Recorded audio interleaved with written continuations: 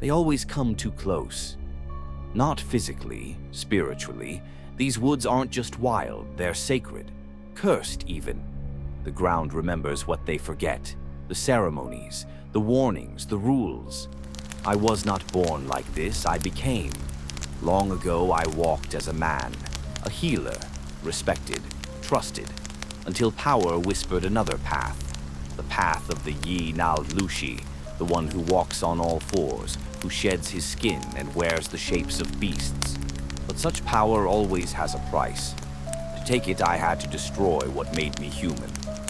Now I wear skins like masks, human, animal, shadow.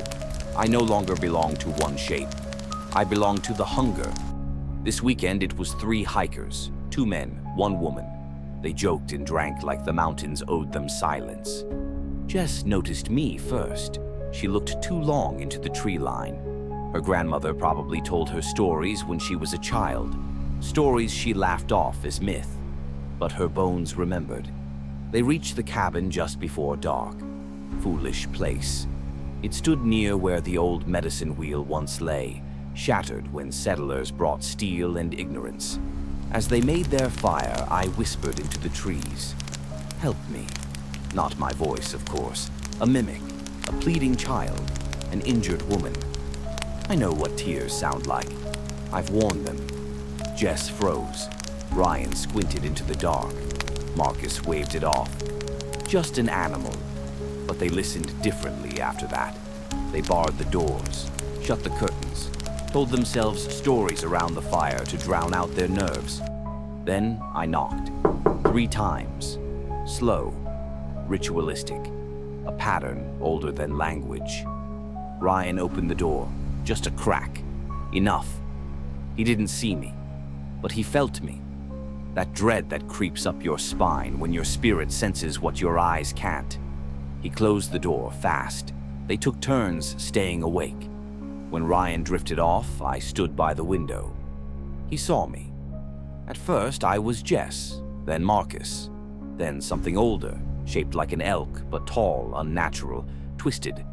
My eyes like pools of tar, watching, waiting. He looked too long, and I smiled. I knocked again, this time from the back. Ryan shook Marcus. Don't look at it. If you look at it too long, it figures you out. He was right, and wrong.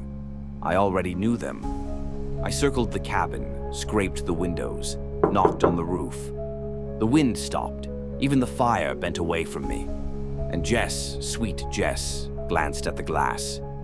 She saw my true form. Not what I showed Ryan, not the mimic, but the Skinwalker, cloaked in stolen flesh, eyes filled with rot and memory.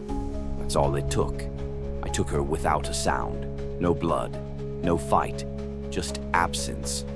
By sunrise, she was gone.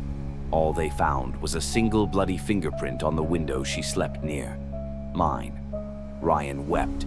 Marcus cursed the sky, but neither of them returned to the mountains. Still, Ryan sees me. Sometimes in dreams, sometimes in photos I leave for him. Jess outside his window. Her smile isn't hers anymore. It's mine. Her eyes, empty and black, watching. I knock sometimes, 3 times. Always 3. Because I want him to remember. He may tell himself I'm gone, that I was never real. But I am older than denial, and I don't leave, not until I find someone new to become.